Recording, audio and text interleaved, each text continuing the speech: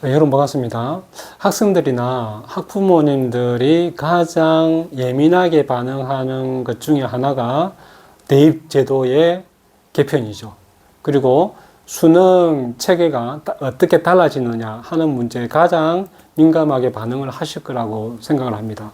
근데 우리나라의 교육 정책이나 입시 제도라든지 이런 것들을 결정하는 기구가 바로 국가교육위원회입니다. 여기서 대부분이 이제 결정을 하거든요. 근데 그 결정을 하기 전에 물론 이제 공청회라든지 참여 토론회라든지 이런 걸 하거든요. 그렇게 해서 의견을 모아서 이제 그 국가교육위원회에서 결정을 하게 되어집니다. 이번에 이제 며칠 전에 국가교육위원회에서 회의를 했는데 토론을 했는데 어떤 문제가 주제가 나왔느냐면 앞으로 수능에서 논서술형을 집어넣을 것이냐 말 것이냐 하는 부분을 가지고 서로 토론을 했어요. 이 수능에 논서술형을 넣겠다, 넣기는 빠르다. 이렇게 했던 게 바로 2028년도 수능 개편이었습니다. 근데 그 당시에는 국가교육위원회에서 논서술형의 문제를 도입은 조금 이르다라고 판단을 해서 일단 보류를 시킨 상태입니다. 하지만 논서술형 문제가 계속 수능에서 반영을 해야 된다라는 의견들이 되게 많아요. 그래서 이번에 이제 국가교육위원회에서 국민참여위원회가 있거든요. 그 사람들이 토론을 하고 국가위원들하고 서로 이제 토론을 하는 거예요. 이제 뭐 예를 들자면 이제 이거죠.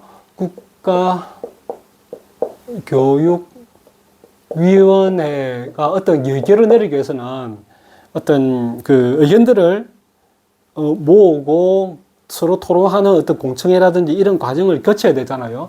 그렇게 토론회를 하는 것이 뭐냐면 국민참여위원회입니다.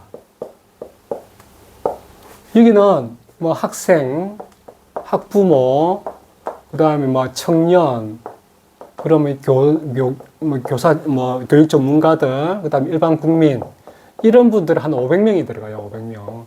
500명이 서로 한 어떤 주제를 가지고 서로 토론을 하면서 토론의 내용들을 가지고 국가교육위원회에서 이제 어느 정도 시기가 되면 결정을 하죠.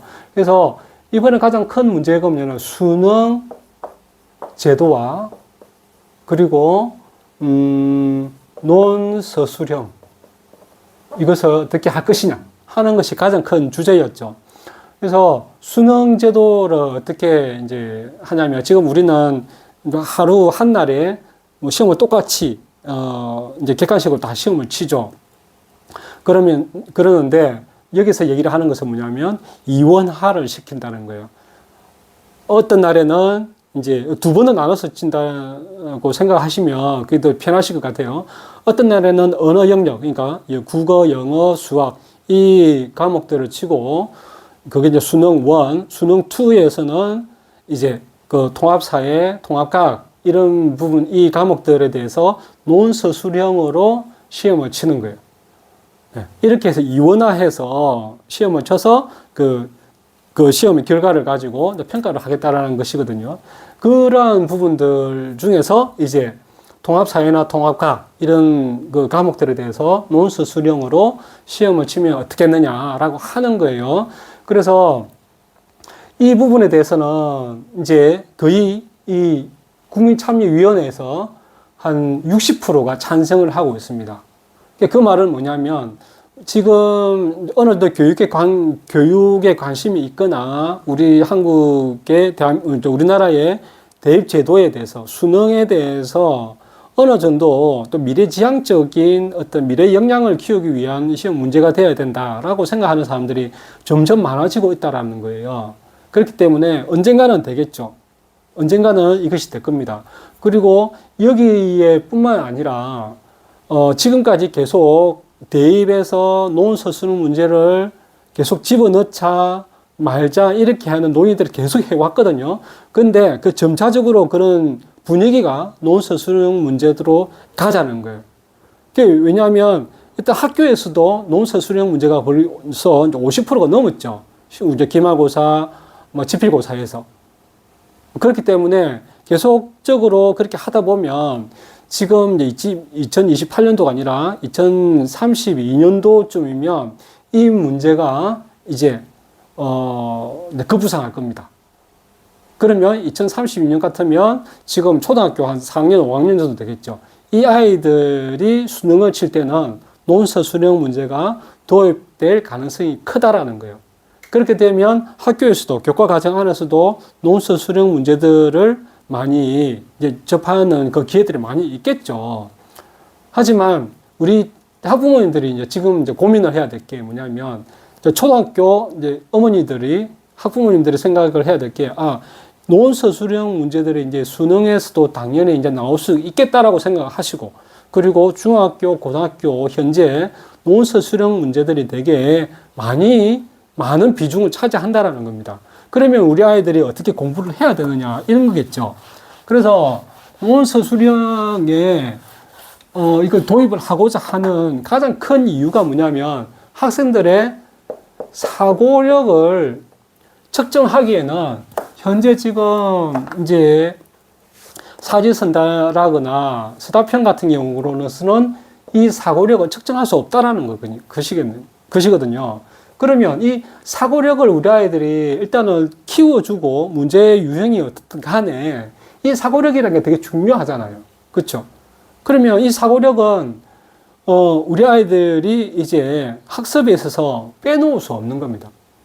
네, 무조건 다른 사람에게서 내가 이제 지식을 배워서 그냥 인출하는 그런 인지적인 기능, 특성을 넘어서 사고력의 기능. 그러니까 자기가 생각하는 것이 있어야 된다는 거예요.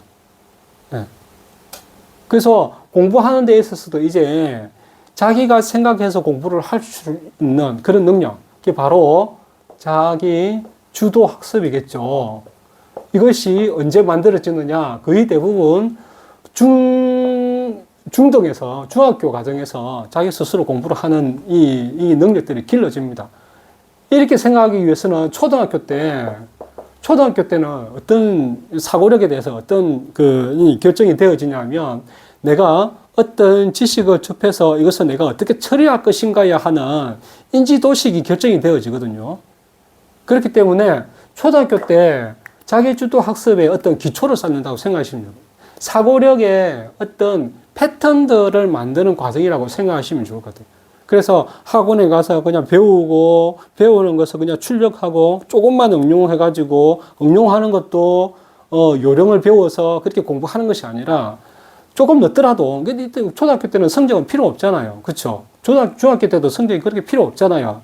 그렇기 때문에 이 과정에서 초등학교 고학년에서 중학교 과정에서 내가 스스로 공부를 해서 사고력을 키우는 사고력 수준을 올려놓는 그런 과정들로 이제 공부를 해야 된다는 거예요.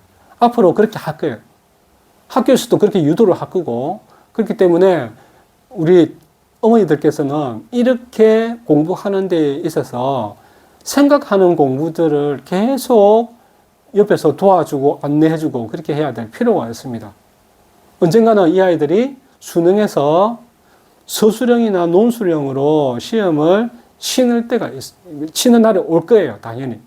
지금 고등학교, 중학교 때도 이런 문제들이 거의 50%가 넘고 있거든요.